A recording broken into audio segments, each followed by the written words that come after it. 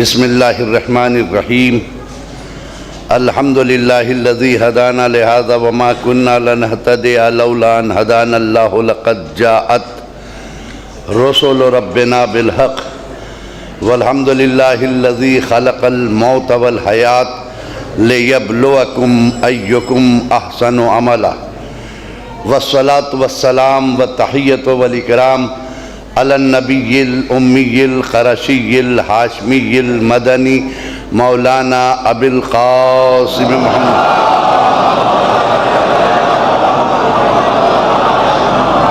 وآلہ الطیبین الطاہرین المعصومین المنتجبین ولعنۃ اللہ علی اعدائہم وقتلتہم وغاصب حقوقہم ومنکر فضائلہم من لیلنا ھذا الی یوم الدین اما بعد فقد قال اللہ تبارک و تعالی فی کتابہ المبین وہو اصدق القائلین وقولہ الحق ومن الناس من یشری نفسہ ابتغاء مرضات اللہ واللہ رؤوف بالعباد صلوات محمد۔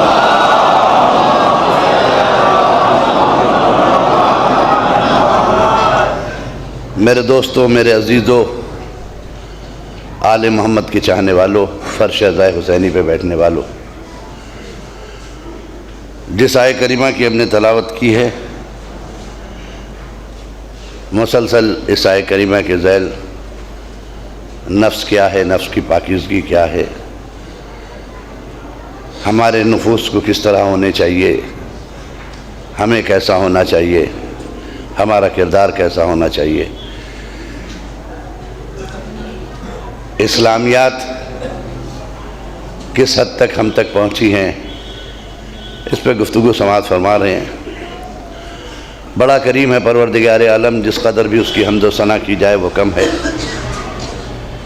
وہ ایسا خالق ہے کہ جس کے قبضے قدرت میں ہم سب کی جانیں ہیں۔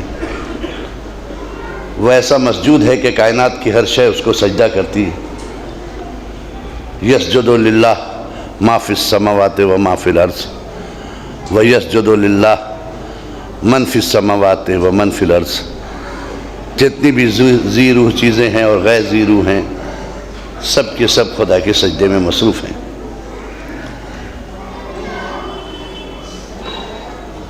وہ ایسا ہے کہ اپنے بندوں سے بہانے ڈھونڈتا ہے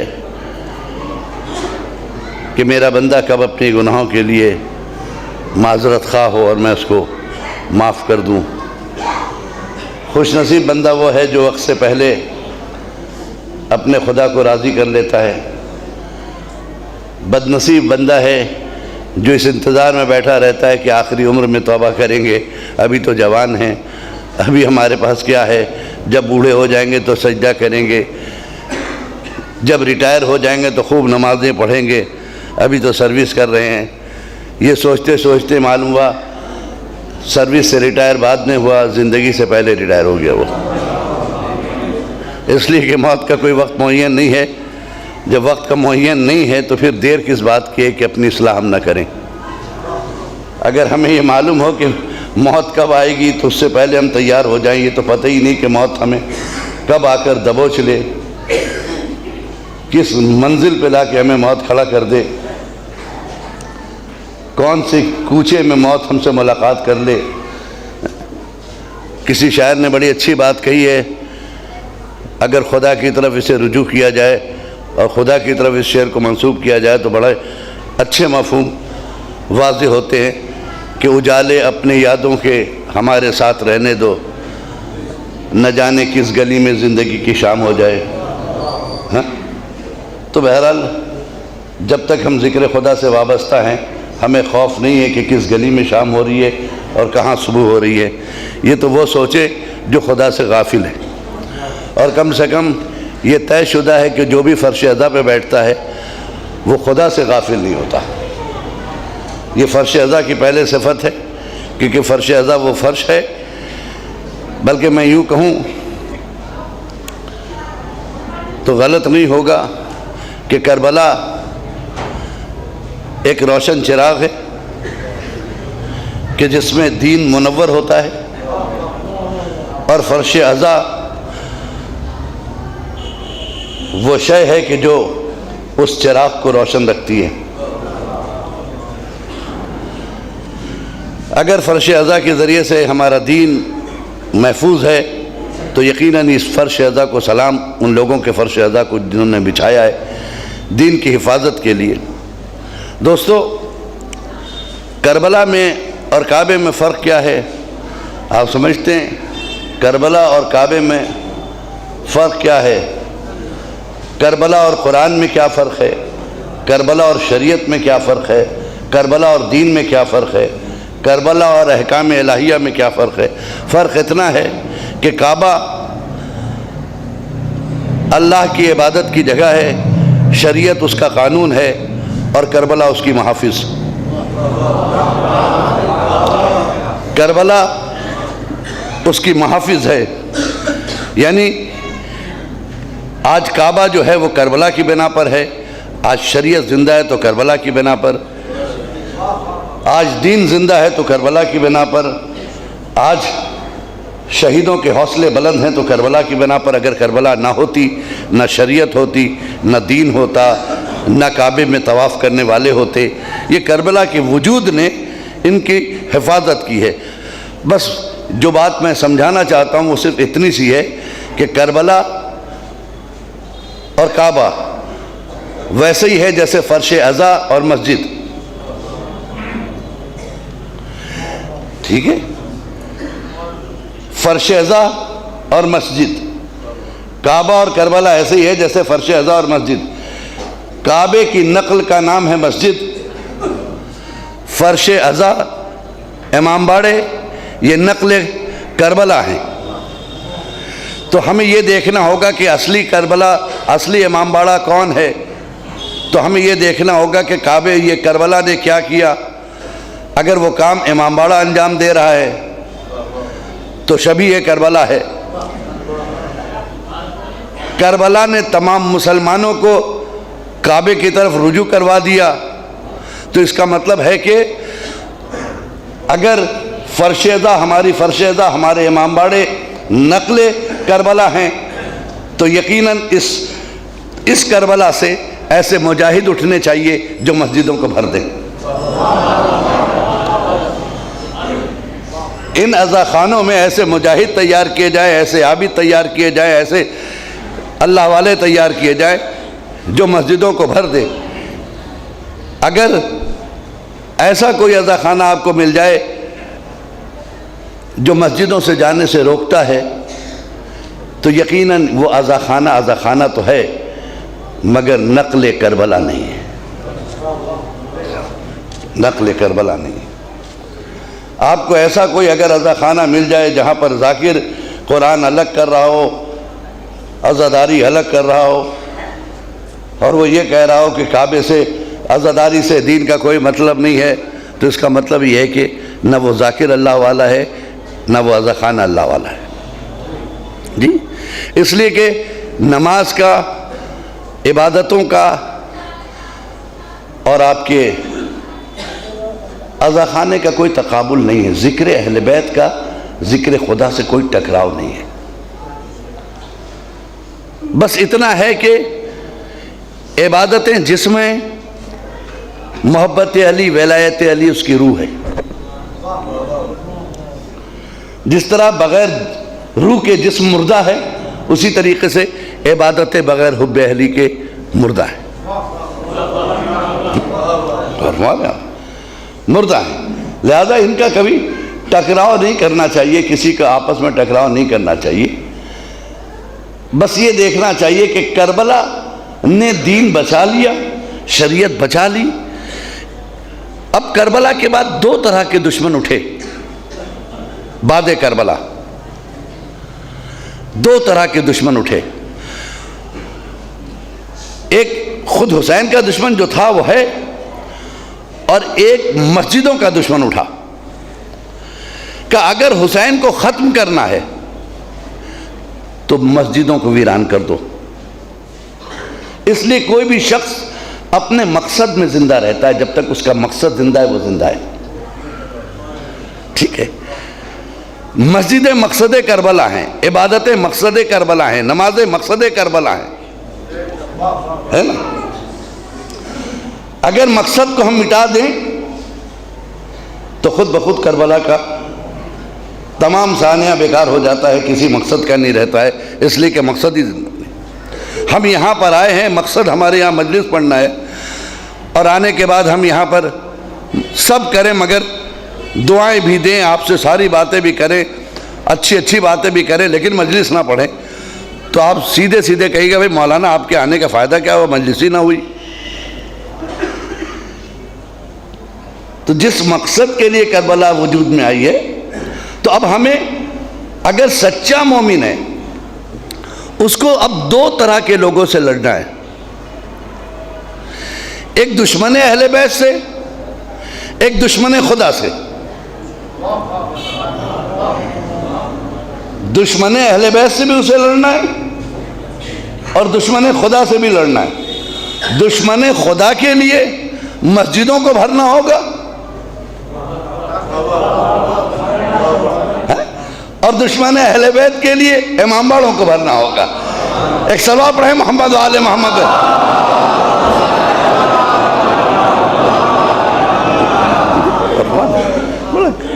بڑا کریم ہے وہ کہتا ہے کہ ہم تو اللہ کے بندے ایسے بھی ہیں جو اپنے نفس کو بیچ دیتے ہیں مرضات الہی کے لیے، اللہ کی مرضی کے لیے، اور اللہ اپنے بندوں پہ بڑا مہربان ہے۔ اس نے رات کی تاریکی میں نفس خریدا ہے مولا کائنات کا۔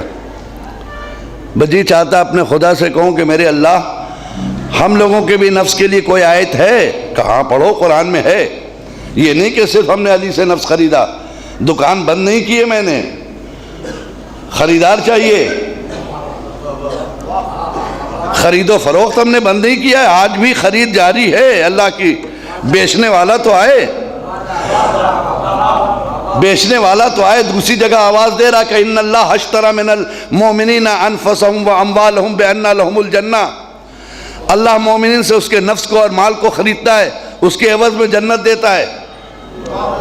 دیکھیے یہ بھی قرآن کی آیت ہے، وہاں نفس کا خریدار اعلان کیا کہ بندے نفس بیچ رہے ہیں مرضی کے لیے، یہاں اعلان کر رہا کوئی ہے میں بندوں سے بھی خریدوں گا، مومنین سے بھی خریدوں گا۔ ان اللہ اشتری، خدا خریدار ہے، من المؤمنین، مومنین سے، انفسہم، ان کے نفسوں کا، واموالہم، ان کے اموال کا، بان لہم الجنہ، اور اس کی قیمت پہ جنت ہے۔ جی جی اچھا، سوال یہ پیدا ہوتا ہے کہ مولا کائنات سے اس نے نفس خریدا، صرف پوری مرضی دے دی، اور ہم سے کہہ رہا دو چیز لاؤ، ایک چیز میں نہیں کام چلے گا آپ سے، ہاں مال بھی چاہیے اور نفس بھی چاہیے، ایک سے کام نہیں چلے گا۔ میں ان لوگوں کو بھی بتا دوں کہ یہ آیت سب کے لیے ہے، کسی ایک کے لیے نہیں۔ بہت سے لوگ جو ہیں بڑے کنجوس ہوتے ہیں، نفس تو بہرحال الاسلامی بنائے ہوئے ہیں، مال نہیں خرچ کرنا چاہتے۔ اللہ نے نوازا ہے، حج کی صلاحیت ہے، زیارت کی صلاحیت ہے، مگر وہ خالی دعائیں پڑھتے، یہ دعا پڑھ لو، یہ زیارت پڑھ لو تو اتنے حج کا ثواب، یہ زیارت پڑھ، اسی میں کام چلا رہے۔ وہ کہہ رہے 10,000 ثواب ہو گئے، 20,000 حج ہو گئے۔ اللہ کہہ رہا ہے خالی نفس سے کام نہیں چلے گا، مال بھی لاؤ، مال بھی خرچ کرو اس کے راستے میں۔ پالنے والے یہ کیسا انصاف ہے، تو نے علی سے صرف نفس خریدا اور ہم سے کہہ رہا مال بھی لے کے آؤ، خالی نفس سے کام نہیں ہوگا، کیش پیمنٹ بھی کیجئے، آپ جنت لینی ہے تو۔ بہت توجہ کریں گے علماء یہاں موجود ہیں ہماری مجلس میں۔ ایک چیز آپ کو بتا دیں، غائب چیز کا سودا نہیں ہوتا، حاضر چیز کا سودا ہوتا ہے۔ جو چیز کھوئی ہوئی ہو آپ اس کو بیچ نہیں سکتے۔ میں مثال دے دوں کہ میں اعلان کروں مجلس کے بعد کہ صاحب میں اپنا موبائل بیچ رہا ہوں، ایک صاحب مجلس کے بعد ملے کہ نا حضور میں خریدنا چاہتا ہوں۔ ارے بھائی دکان سے لے لیے، مجھے سے کیا خریدنا ہے؟ ارے نہیں مولانا تبرکاً ہم چاہتے ہیں آپ کا موبائل خریدیں۔ کیا قیمت دیں گے؟ میں نے کہا یہ قیمت ہے۔ اس نے پیسہ گنا، کہا ادھر موبائل دیجئے۔ میں نے کہا بھائی میں سو رہا تھا، مجلس پڑھ کے ادھر سے نکلا، میرے سرہانے رکھا تھا، کھو گیا ہے، وہ کھو گیا ہے، وہ میرے پاس نہیں ہے۔ مل جائے گا تو آپ کو دے دوں گا۔ اس نے کہا پھر بیچ کیا رہے آپ؟ پھر یہ کس چیز کا اعلان کیا آپ نے؟ کہا میں موبائل بیچ رہا ہوں۔ کہا وہی موبائل جو میرا ہے لیکن میرے کنٹرول میں نہیں ہے۔ تو کیا یہ سودا ہوگا؟ نہیں ہوگا نا۔ سودا اس لیے نہیں ہوگا کہ خریدنے والے کو مال چاہیے اور مال غائب ہے، سمجھ گئے؟ اب ہم آپ سے کہہ رہے اللہ بھی کہتا آپ اپنا نفس دیجئے میں لینے کے لیے تیار ہوں۔ آپ کا نفس آپ کے پاس ہے؟ نہیں ہے۔ آپ کو پتہ ہی نہیں آپ کا نفس کہاں ہے۔ میں نے ایک صاحب سے پوچھا تمہارا نفس تمہارے کان میں ہے؟ کہنے دماغ خراب ہے کیا؟ کان میں نفس رہتا ہے؟ میں نے کہا زبان میں ہوگا؟ کہ نہیں۔ پھر آپ کے پیٹ میں ہوگا آپ کا نفس؟ کہنے نہیں مولانا پیٹ میں نفس ہے کیا؟ میں نے کہا پیر میں ہوگا؟ نہیں ہے جی ہے، خدا کی قسم ہے، نفس میرے پاس ہے، اس کا پتہ ہے، کہاں ہے اس کا پتہ نہیں۔ غور فرما رہے ہیں؟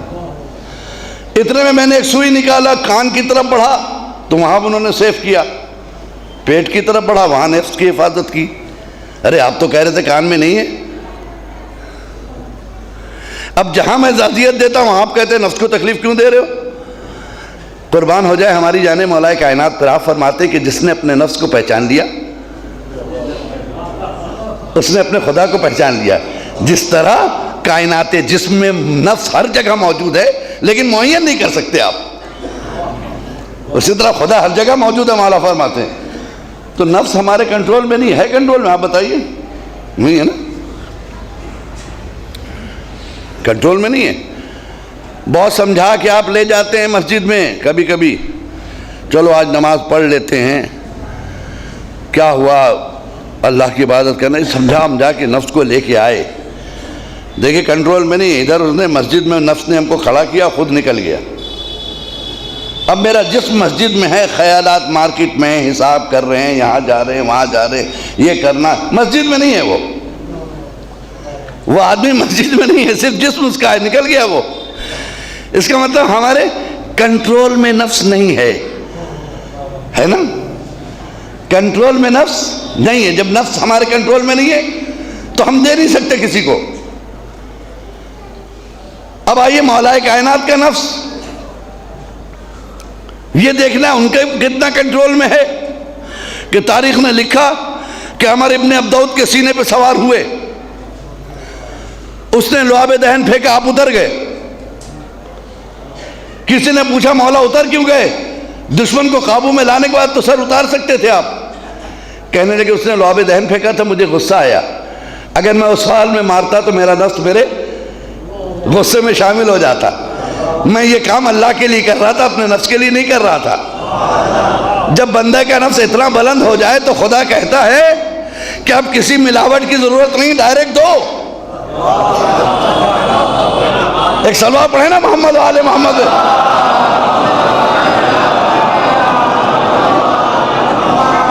میں ڈائریکٹ خریدار ہوں اس نفس کا۔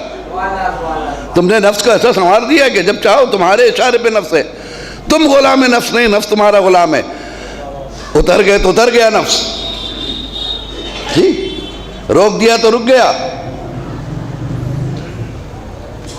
جی۔ اور خندق اس مقام کا نام ہے جہاں پر مولا کائنات کو کل ایمان کی سند دی گئی۔ مکمل ایمان ایک طرف، مکمل کفر ایک طرف، آپ نے سنا ہے؟ اور ایک چیز اور پتے کی بتا دوں آپ کو، جنگ احد کے بعد ہے خندق، پہلے احد ہے۔ اور خندق جو ہے جناب سلمان کے مشورے سے کھودی گئی تھی، یہ بھی بتا دیں آپ کو، جی مجھے نہیں معلوم کیوں کھودوائی تھی، لیکن میں نے بہت غور کیا، اس کی وجہ یہ بتائی گئی کہ خندق اس لیے کھودی گئی تھی کہ مسلمان کم ہیں، ادھر سے دشمن کا اٹیک ہو تو بیچ میں خندق حائل ہو، ادھر نہ آ سکے، یہ مقصد تھا، ہے نا، دشمن اٹیک کر کے ادھر نہ آ سکے۔ حالانکہ جو سب سے بڑا دشمن تھا وہی پار ہو کے چلا آیا، تو ہدف خندق تو ختم ہو گیا نا۔ میں سوچتا تھا کہ آخر خندق کا فائدہ کیا ہوا؟ جو سب سے خطرناک تھا وہی آ گیا، جو اکیلا سب پہ بھاری وہ آ گیا، جس کو دیکھ کے سب کی سٹی گم ہو گئی وہ آ گیا۔ تو میں نے کہا نہیں شاید میری سوچ غلط ہے، ممکن ہے شاید خندق ان کے لیے نہ کھودی گئی ہو، کیونکہ جناب سلمان فارسی نے احد میں تجربہ کیا تھا۔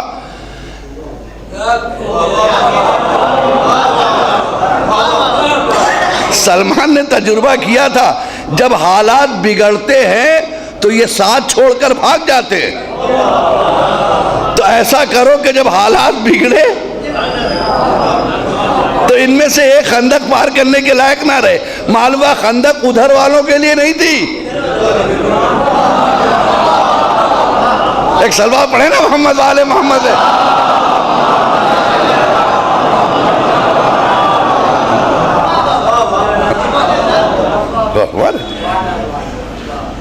خندق ادھر والوں کے لیے نہیں تھی، ادھر والوں کے لیے تھی جی۔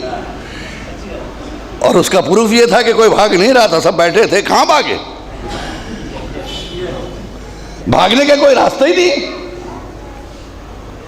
اور اس طرح بیٹھے تھے جیسے سروں پہ طائر بیٹھے ہوں جی۔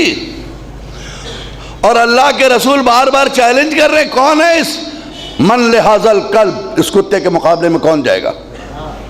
دیکھیں نبی اس لفظ کلب کا جملہ بتا رہا ہے کہ نبی نہایت غصے میں ہے نا، ورنہ نبی ایسے الفاظ یوز کرے، من لہذا الکلب، اس کتے کے مقابلے میں ہے کون؟ کوئی ہے جو جائے؟ میں گارنٹی لے رہا ہوں وہ کامیاب ہوگا۔ اے میرے رسول ایسا کیوں کہہ رہے ہیں؟ کہا میں یہ جملہ کہہ کے بتا رہا ہوں، یہ دیکھ نہیں رہے ہو کہ در رسول پہ کھڑا ہو کر گستاخی کر رہا ہے؟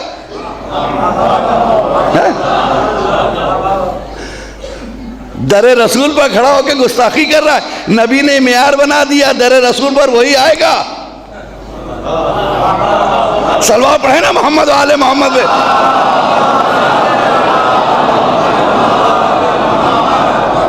تھوڑا اور آگے آ جائی تو ذرا لطف آ جائے، قریب آ جائی تھوڑا سا، ایک صلوات کے ساتھ تشریف لے آئے۔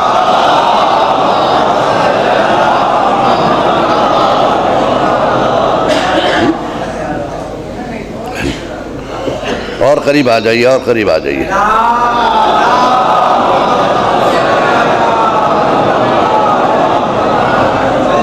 ادھر سے بھی جگہ ہے اندر، یہاں آنا چاہیں کچھ حضرات تو آ جائیں، ہم 1 منٹ رک سکتے ہیں، آپ آ جائیے اندر، کوئی بات نہیں، کوئی پریشانی کی بات نہیں۔ ایک اور صلوات پڑھیں محمد والے محمد۔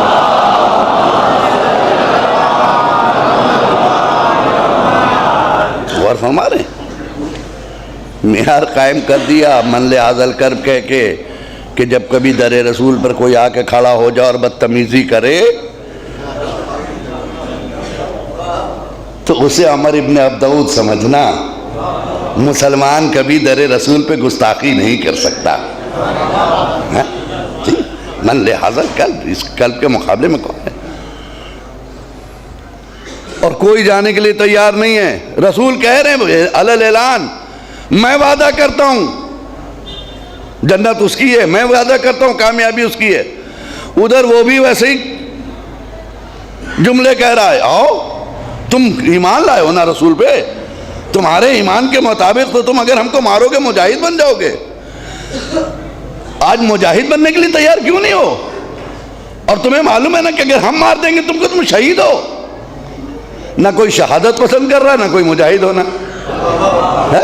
غور فرما رہے ہیں آپ؟ اب آپ بتائیے، جب رسول وعدہ لے جنت کا، اس کے بعد بھی یہ مسلمان تیار نہیں ہے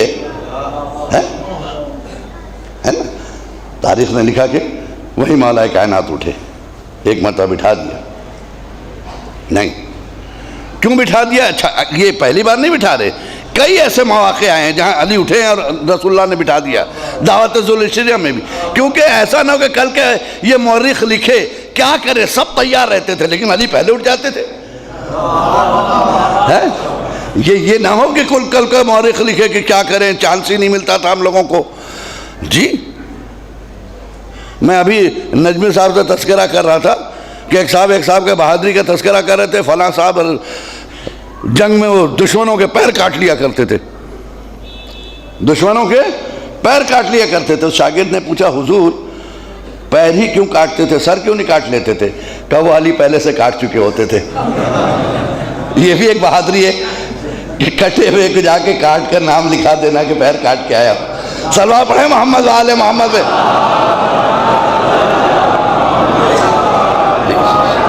جی اور مولا کی ایک صفت بتا دیں آپ کو، مولا کی ایک صفت یہ تھی کہ اگر دشمن کو پہلے موقع دیتے تھے جا سکتے ہو جاؤ، جب نہیں جاتا تھا تو جنگ ہوتی تھی۔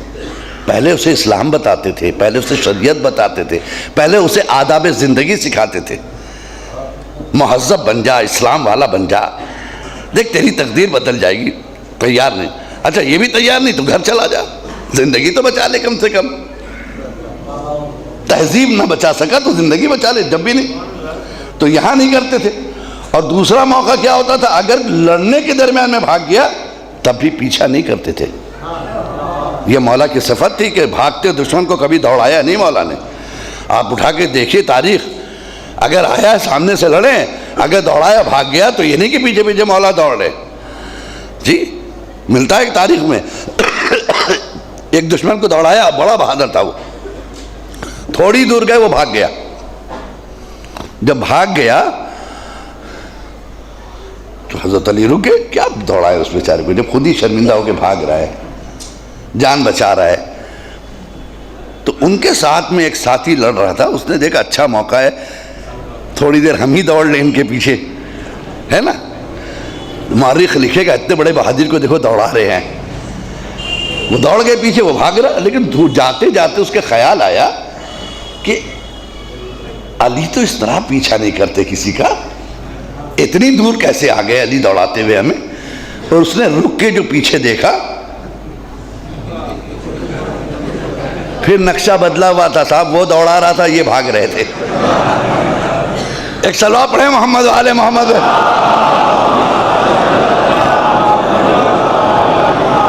جی میرے مولا کی صفت یہ تھی خدا کی قسم کہ کبھی دشمن کو بھی شرمندہ نہیں کرتے تھے، اس لیے کہ وہ ان کا دشمن نہیں ہوتا تھا، اسلام کا دشمن ہوتا تھا۔ کسی سے بھی مولا لڑیں اپنا دشمن سمجھ کے نہیں لڑے، کسی سے بھی۔ اگر خدا کا دشمن ہے اپنے دشمن کو معاف کر دیا ہے، لڑے نہیں ہیں۔ اگر مرضی رب کے خلاف ہے تو لڑتے تھے وہ۔ جی یہی وجہ ہے کہ جب ان پر حملے ہوئے ہیں اور بہت سارے ایسے مقامات ہیں جہاں ان کو اذیت دی گئی وہاں علی خاموش رہے، اس کا مطلب نہیں علی کمزور تھے، علی اپنے دشمن سے لڑنا نہیں چاہتے ہیں، علی تو صرف خدا کے دشمن سے لڑتا ہے، علی تو صرف خدا کے دشمن سے لڑتا ہے، ہٹ کے نہیں۔ آگے بڑھے، اب اس کے مقابلے میں آئے تو مقابلے میں جانے سے پہلے یہاں آوازیں کیا آ رہی تھی آپ کو پتا ہے؟ سب ایک دوسرے سے کہہ رہے ارے باپ یہ تو بڑا بہادر ہے، ایک دوسرا تذکرہ کر رہا ہے، ارے یہ وہی ہے نا عمر ابن عبدود کہ لڑتے لڑتے اس کا ڈھال ٹوٹ گیا تھا، ایک ہرنی کے بچے کو، ایک اونٹنی کے بچے کو اٹھا لیا تھا اس نے لڑنے میں۔ طرح طرح کی باتیں کر رہے ہیں، یہ کر لیا تھا اس نے، یہ بہادر ہے، یہ بہادر ہے۔ میری سمجھ میں نہیں آیا یہ کیسے مسلمان ہیں، رہتے ادھر ہیں قصیدہ اس کا پڑھ رہے ہیں، رہتے یہاں ہیں کلمہ ان کا پڑھ رہے ہیں، قصیدہ ان کا پڑھ رہے ہیں۔ جی مولا کائنات کے جانے کے بعد پہلا سوال کیا، دیکھ بہتر یہ ہے کہ تو کلمہ پڑھ لے، آگے آئے میں کچھ نہیں کروں گا تجھے، تو اپنی زندگی بدل لے، وحدانیت کا کلمہ پڑھ لے، توحید کے پرچم کے نیچے آ جا۔ کرا نہیں میں کیوں آؤں، مگر توحید کے پرچم میں آنا ہوتا تو میں لڑنے کیوں آتا، کہ اگر کلمہ نہیں پڑھتا ہے تو واپس چلا جا۔ اس نے کیا جملہ کہا، ایک جملہ کہا کہ میں واپس تو نہیں جا سکتا۔ کہا کیوں نہیں جا سکتے ہو؟ کہا اس لیے کہ واپس جائیں گے تو عرب کی عورتیں ہم پہ تانا دیں گی، یہ بھاگ کے آیا ہے۔ تو اس کا مطلب کل کی عورتوں میں ایک صفت تھی، اپنے مجاہدوں کو تانے سے محاذ جنگ پہ روک لیتی تھی۔ ہے نا؟ ان کے تانے میں اتنا اثر ہوتا تھا کہ وہ اپنے تانوں سے محاذ جنگ میں اپنے آدمیوں کو روک لیتی تھی. اور آج کا مسلمان عورتوں کا کیا عالم ہے؟ بچوں کو سکھاتی ہیں حالات بگڑے تو کھسک لینا. جی ایسے بھی ہیں، ایسے بھی ہیں عورتیں. بیٹا جا تو رہے ہو مگر حالات بگڑے تو فوراً نکل لینا، وہاں نہ رہنا زیادہ. لیکن یہ بات مسلمانوں میں تو مل سکتی ہے، علی والوں میں نہیں مل سکتی ہے. جی اس لیے کہ علی والی اگر کوئی بیوی ہے تو وہ اپنے بچے کو سکھا کے بیچتی ہے، بیٹا تیری جان پر آ جائے مگر مولا کے نام نیچے نہ ہونے دینا کبھی. جنگ کی، عمر ابن عبدود کا سر اتارا. مجھے پوری جنگ نہیں پڑھنی ہے، لیکن جب اسے قتل کر دیا تو اسی حالت میں چھوڑ دیا. اس کے بعد اس کی بہن آئی میت پہ. دیکھیے اخلاق علی کیا ہے، آ کر میت کو دیکھ کر کہتی ہے کہ یہ زرہ، یہ تو قانون ہے کہ جس کو مار دیا جائے اس کی زرہ اپنے قبضے میں لے لی جاتی ہے. یہ تلوار یہاں پڑی ہوئی، یہ تو قانون ہے کہ جس کو مار دیا جاتا ہے اس کی تلوار اپنی ہو جاتی ہے. نہ تیرے زرہ کو اس نے ہاتھ لگایا نہ تیرے تلوار کو. اس کا تو کہتی میرے بھائی میں تجھے روتی ضرور لیکن اب میں روؤں گی نہیں، تو کسی شریف آدمی کے ہاتھوں مارا گیا ہے. سلام و شریف آدمی پر کہ جس کی شرافت نفس کا یہ عالم ہے کہ اس نے اپنے دشمن کو ذلیل نہیں کیا، اس کے کپڑے اور نہیں اتارے. اس مولا کے ماننے والے، نفس کی پاکیزگی. تو اتنا کنٹرول تھا کہ خدا نے کہا علی تم اپنا نفس ہمیں دے دو. نفس کا سودا کر لیا، جانتا تھا ایسے نفس کا مالک ہے علی، اس لیے کیا ہے. جبھی خدا نے کہا تم اس نفس کو آزمانا، جہاں جا کے آزما لو، میں نے جو خریدا ہے جس جنگ میں چاہو آزما لینا تم. یہ علی کا خدا کا خریدا ہوا ہے. اور مجھے نہیں معلوم کہ کیوں خریدا تھا، لیکن ایک جگہ مجھے راز کھل گیا. دیکھیے اللہ کیا اپنا کام اشارے میں نہیں کرتا، کہتا کن فیکن، ہے نا؟ اگر وہ کن کہہ دے فیکن ہو گیا، نہ اس کو ہاتھ سے بنانے کی ضرورت ہے نہ اسے کرنے کی ضرورت ہے. وہ اشارہ کرے تو اللہ ہو جاتا ہے نا. تو پھر کیا ضرورت ہے علی کے ہاتھ کو ید اللہ کہا اس نے، علی کے نفس کو نفس اللہ کہا، علی کے زبان کو لسان اللہ کہا. بھائی وجہ کیا ہے؟ کیا کام لینا ہے ان سے؟ ایسا کون سا کام لینا ہے علی سے کہ ان کے ہر باڈی کے ہر پارٹ کو اپنی طرف منسوب کیا ہے؟ کان کو اذن اللہ کہا، آنکھ کو عین اللہ کہا، زبان کو لسان اللہ کہا، چہرے کو وجہ اللہ کہا، ہے نا؟ میں سوچتا تھا عزیزوں اللہ نے اسے ایسا کیوں بنا رکھا ہے. بعد میں اس وقت سمجھا میں، جب نبی کو معراج ہوئی نا، کائنات کا محبوب ترین شخص اس کا جا رہا تھا. اور کس کے پاس جا رہا تھا؟ جس کو اللہ نے بلایا اپنے ہاں. اللہ سامنے آ نہیں سکتا تھا، اللہ باتیں نہیں کر سکتا تھا بیٹھ کر، کیونکہ وہ جسم و جسمانیت نہیں رکھتا. اب ایک ہاتھ ایسے چاہیے جو اس کے ساتھ اٹھے اور بیٹھے، ایک زبان چاہیے جو بولے. صلوہ پڑھے محمد والے محمد.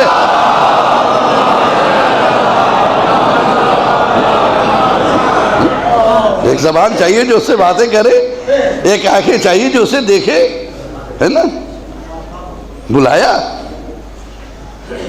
انتظام کرے، مہمان نوازی کرے، میزبانی کرے، ہے نا؟ اور وہ میزبانی کرے کہ جب کہا جائے کہ یہ ہاتھ کس ہاتھ سے بھی لگا، ید اللہ سے لے رہے ہو، بات کس سے کر رہا ہے؟ لسان اللہ سے کر رہے ہو، ہے نا؟ کوئی ہو جو محبت سے کہے ادنو منی، میرے اور قریب آؤ. ہم تو نہیں کہہ سکتے، اس لیے کہ ہم جسم نہیں رکھتے کہ کہے قریب آؤ. ایک جسم چاہیے مجھے جس کے قریب بلاؤں. اب ایک بہت پیارا جملہ جو میرے ذہن میں ہے، میں اکثر مجلسوں میں جب کہیں پڑھتا ہوں اس جملے کو ضرور پڑھتا ہوں، کہ آج تک مجھے یہ پتہ نہیں چلا عزیزو، نبی کی سواری کا تو پتہ چل گیا،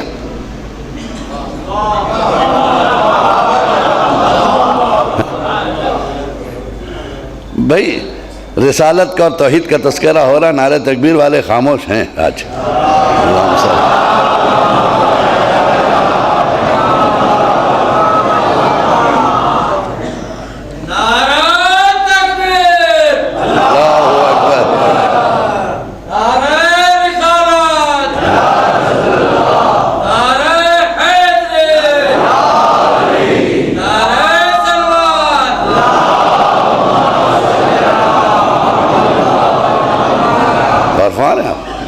میں آج تک نہیں سمجھ پایا. میں کیا آپ جانتے ہیں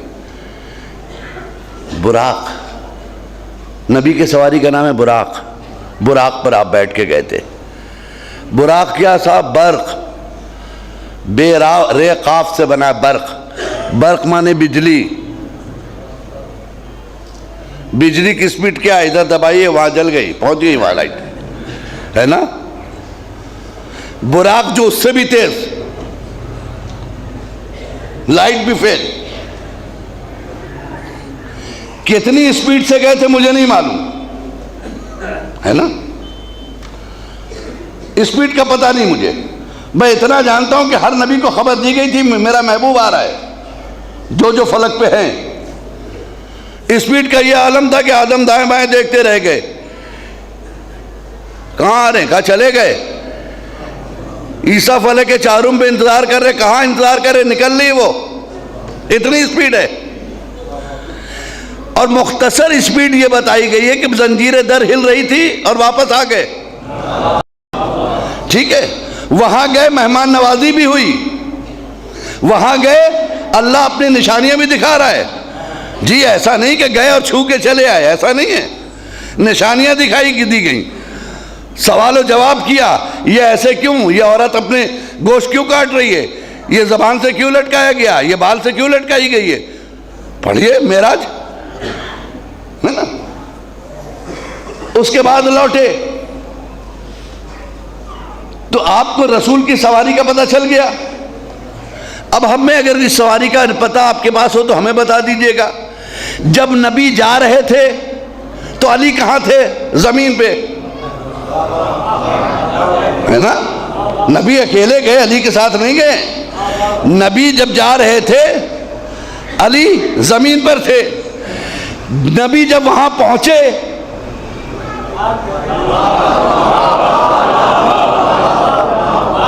تو علی وہاں موجود تھے. نبی جب واپس آئے، ظاہر صاحب میزبان سامان رکھے گا، دسترخوان اٹھائے گا، ہے نا. واپس آئے تو علی یہاں موجود. ہمیں آج تک پتہ نہیں چل سکا کہ وہ کون سی سواری تھی جو علی کو نبی کے بعد لے گئی مگر پہلے پہنچایا. صلوات پڑھیں محمد و آل محمد.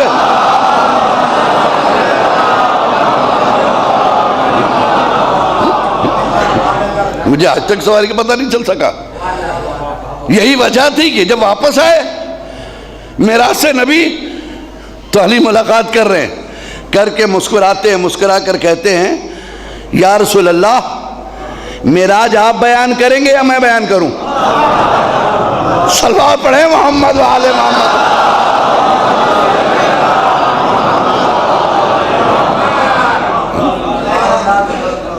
خدا صاحب ہمیں ایسا مولا ملا، یقین مانیے جس مولا کا کوئی جواب نہیں ہے. خدا کی قسم فخر کیجئے جتنا فخر کر سکتے ہیں کہ آپ کو ایسا مولا ملا ہے کہ جس کے مقابلے میں کسی کا مولا نہیں. آپ کو جیسا رسول ملا کائنات میں کسی کے پاس ایسا رسول نہیں. جی ایونٹ مسلمانوں کے پاس بھی محمد ایسا نہیں جیسا آپ کے پاس ہے.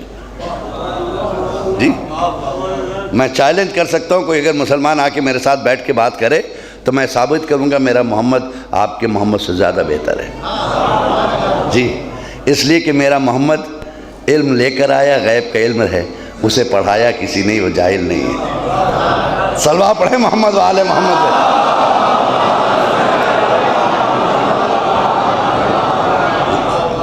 ہمارے محمد کی صفت یہ ہے کہ جس کے علم کا جواب نہیں ہے، جس کے صبر کا جواب نہیں، جسے معراج ہوئی اور صرف اسی کو معراج نہیں ہوئی، تاریخ نے لکھا کہ اس کے گھر کی ہر فرد کو معراج ہوئی جی، اس کے نواسے کو بھی معراج ہوئی لیکن نو کے نیزے پہ ہوئی جی، اس کی نواسی کو بھی معراج ہوئی، اس کی نواسی کو بھی معراج ہوئی، جسے آپ زینب کہتے ہیں۔ کون زینب؟ جو چاہتی تو خطبے میں امام حسن کا لہجہ بول سکتی تھی، اس کو اختیار تھا، چاہتی تو حسین کے لہجے میں بات کر سکتی تھی، چاہتی تھی وہ زینب عباس کے لہجے میں بھی خطبہ دے سکتی تھی، لیکن سلام ہو زینب، تیرے خطبے کو معراج ہوئی کہ تو نے معراج کی زبان میں بات کی، اس لہجے میں بات کی جسے اللہ نے پسند کیا تھا، اس لہجے میں میری شہزادی نے گفتگو کی ہے۔ صفین میں ایک صحابی کے آنکھ پھوٹ گئی تھی، نابینا ہو گیا تھا، بڑا تڑپتا تھا وہ۔ ایک دن آیا، آنے کے بعد رسول سے کہا اس نے، حضرت علی سے اس نے کہا کہ مولا کائنات سے کہ مولا یہ بتائیے کیا میری آنکھ اچھی نہیں ہو سکتی؟ کہا کیوں نہیں ہو سکتی؟ کہو تو میں دعا کروں ابھی تمہاری آنکھ اچھی ہو جائے گی،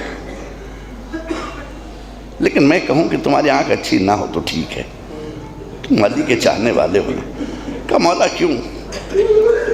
کہا جب وقت آئے گا تم محسوس کر لو گے کہ مولا بینائی کیوں نہیں واپس کی تھی۔ کہتے جس وقت زینب خطبہ دے رہی تھی،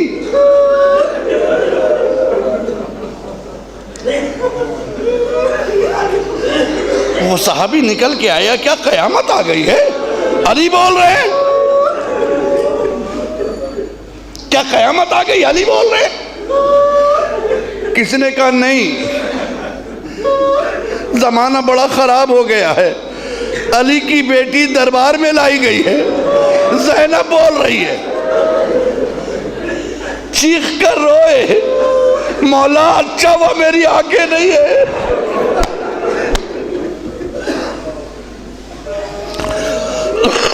اے میرے مولا، یہ اچھا ہوا کہ زینب کے پاس آنکھ نہیں، یہ اچھا ہوا کہ صحابی کے پاس آنکھ نہیں، میں کہاں شہزادی کو دیکھتا، اس سے پہلے مجھے موت آ جاتی۔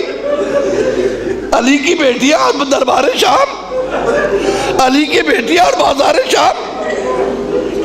سوچی جب صحابی اتنا تڑپا تھا اس جملے کو سن کے کہ شہزادی خطبہ دے رہی ہے، ایک صحابی اتنا تڑپ کے ہے کہ مجھے موت آ جائے وہ دن دیکھنے سے پہلے، اچھا ہوا میں اندھا ہوں، تو اس معصوم کا کیا ہوگا؟ جب ہی کسی نے پوچھا تھا سید سجاد تکلیف بتاؤ کہاں زیادہ ہوئی، علی اکبر کی برچھی کا تذکرہ نہیں کیا، حسین کی پیاس کا تذکرہ نہیں کیا، صرف ایک جملہ کہا الشام الشام الشام، ہائے شام کا بازار جہاں میری پھوپھی ننگے سر تھی۔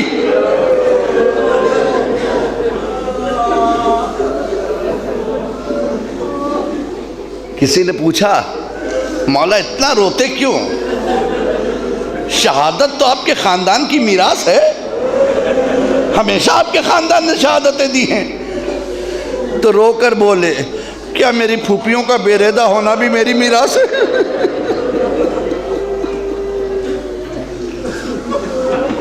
اللہ اکبر عزیزو، اللہ اکبر۔ یہ دن جناب زینب کے چل رہے ہیں عزیزو، میری زینب آج قافلہ سالار ہے، اگرچہ ہاتھ ڈوریوں سے بندھے ہیں لیکن بڑا اختیار ہے ان ہاتھوں پہ آج بھی زینب کو۔ تاریخ نے لکھا جس قید خانے میں انہیں رکھا گیا تھا نا، وہ قید خانہ اتنا چھوٹا تھا کہ بیویاں پیر پھیلا کے بیٹھ نہیں سکتی تھی۔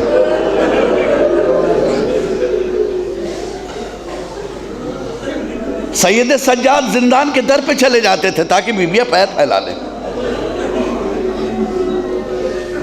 جی، اسی زندان میں ایک شخص آتا ہے، آ کر کہتا ہے، جو داروغہ ہے وہاں کا، کہتا مولا ایک بات کہوں،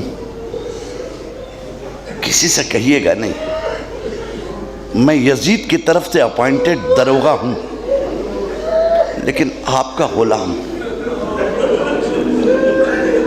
مولا آپ کا غلام ہوں، آپ کا نوکر ہوں، اس کا نہیں، یہ میں بتا دوں میں آپ کا چاہنے والا ہوں۔ کہا کہنا کیا چاہتے ہو؟ کہا مولا شام ہوتی ہے، اندھیرا ہوتا ہے، ایسا لگتا کوئی بی بی قید خانے کے باہر روتی ہے جا کے،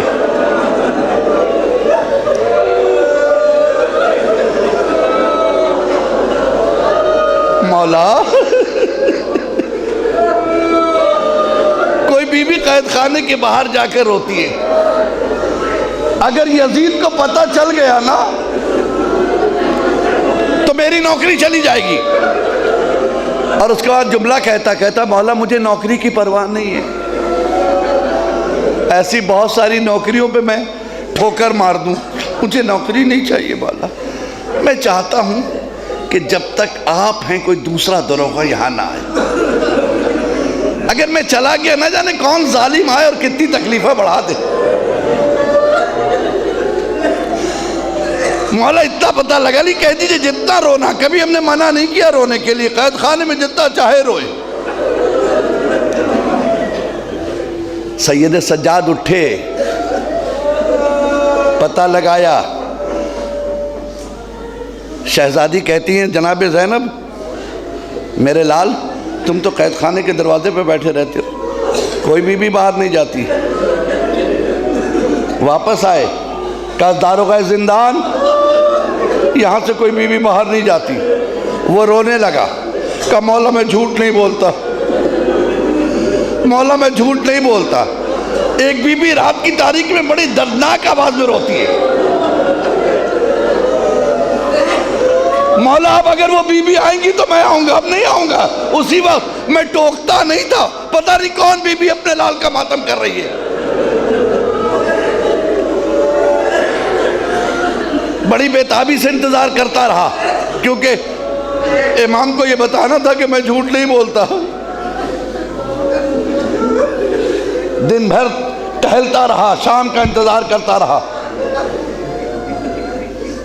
شام ہو گئی، مغرب کا وقت ہوا، مؤذن نے اذان کہی، اللہ اکبر اللہ اکبر اللہ اکبر اللہ اکبر، اشہد ان لا الہ الا اللہ اشہد ان لا الہ الا اللہ۔ جیسے ہی اشہد ان محمد رسول اللہ کی آواز گونجی،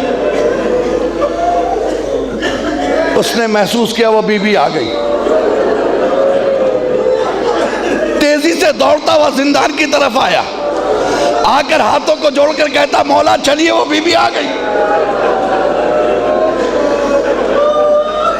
مولا چلیے وہ بی بی آ گئی۔ جزاک اللہ جزاک اللہ، خدا ان آوازوں پہ رحمت نازل کرے۔ ویسے رو رہے ہو جیسے رونے کا حق ہے۔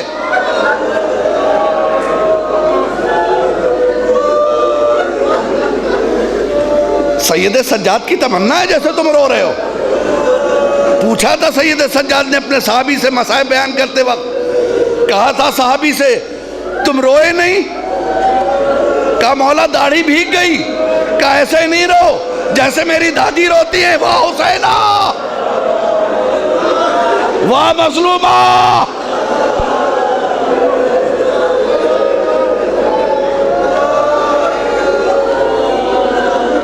جزاک اللہ جزاک اللہ۔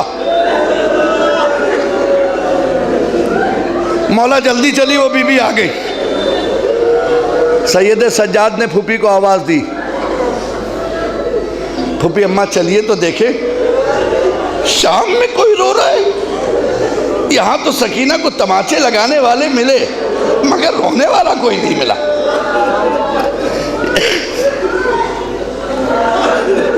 چلیے تو دیکھیں کون ہمدرد ہے، کون میرے بابا کا چاہنے والا ہے۔ داروغہ زندان آتا ہے، آہستہ آہستہ آہستہ آہستہ دبے پہروں سے زندان کے پیچھے لے گیا، قید خانے کے پیچھے لے گیا، دور سے اشارہ کیا، دیکھیں مولا وہ بی بی بیٹھی ہے، کالی چادر اوڑھے ہوئی ہے، مولا یہی بی بی روتی ہیں۔ جناب زینب آگے بڑھی، کیا دیکھا وہ بی بی کہہ رہی واہ حسینہ،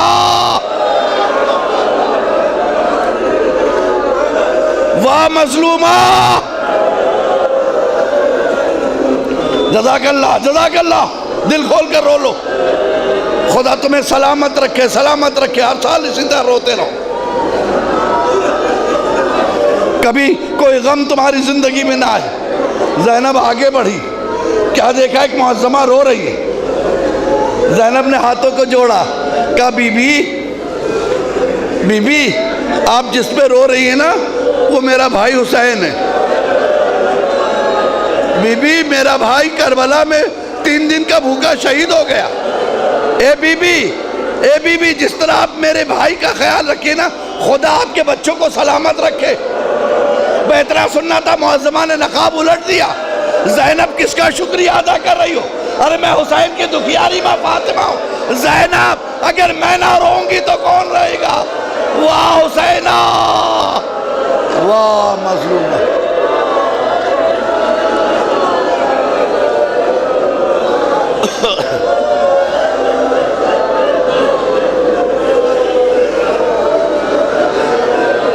سَيَعْلَمُ الَّذِينَ ظَلَمُوا أَيَّ مُنْقَلِبِينَ يَنْقَلِبُونَ الہی بحق زہرا و ابیہا و بالہا و بنیہا۔ پروردگار ہماری اس مختصر سی عبادت کو مقبولیت کا جامع عطا فرما۔ میرے اللہ، میرے پروردگار عالم، جو لوگ بھی اس مجلس میں شریک ہیں، خدایا اہل بیت کے صدقے میں انہیں کبھی خالی دامن واپس نہ بھیجنا۔ جب تک اس دنیا میں ہمیں باقی رکھنا، عزائے حسین کے ساتھ باقی رکھنا۔ جب ہمیں اس دنیا سے بلانا تو عزائے حسین کے ساتھ بلانا۔ میرے اللہ ہمیں اس وقت موت آئے کہ جب ہم اپنے حسین پر رو رہے ہوں۔ اے میرے اللہ، اگر کوئی بیمار ہو سید سجاد کے صدقے میں اسے شفا عطا فرما۔ جن لوگوں نے اس مجلس کو برپا کیا ہے، فرش عزا بچھائے، خدایا انہیں سلامت رکھنا پالنے والے، اور توفیق عطا فرما۔ اے میرے اللہ، اے میرے پروردگار عالم، جہاں عالم تجھے تیرے اہل بیت کا واسطہ، کربلا والوں کا واسطہ، جب تک اس دنیا میں باقی رکھنا، ایمان پر باقی رکھنا، اس دنیا سے اٹھانا تو آل محمد کی محبت میں اٹھانا۔ ہم سب کے امام زمانہ کا جلد سے جلد ظہور فرما، ان کے انصار و اقربا میں ہمیں شریک فرما۔ ربنا تقبل منا انک انت السمیع العلیم، بحق محمد و آلہ الطاہرین۔